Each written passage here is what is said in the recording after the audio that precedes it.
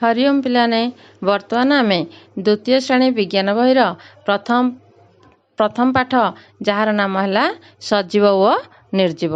सजीव माने कौन पिलाने जो प्राणी मानकर जीवन अच्छी से मानको सजीव कहुए।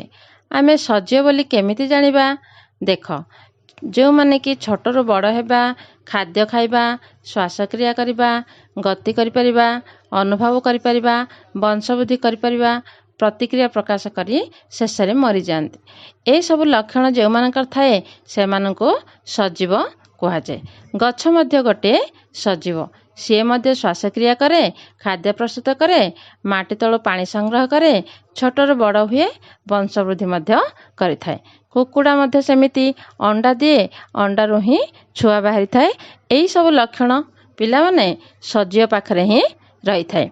निर्जीव माने कौन जो मानकर जीवन नहीं से मानक निर्जीव कहुए। केउ मानक पिलाने जीवन नहीं कहले देखी तुम खेलुथिबा बॉल बैट खेलना सहित चेयर फ्रिज आलमारी पेंसिल एगुड़िक सजीव मानक पाखरे जो लक्षण गुड़िक अच्छी से गुड़िक निर्जीव पाखरे नाही।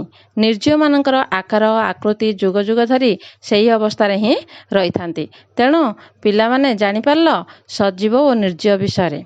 तुम पाई प्रश्न है पिलाने सजीव और निर्जीव काहाको कहुए से गुड़िकर लक्षण गुड़िक कौन खातारे लिखिबा। धन्यवाद। 1 मिनिट।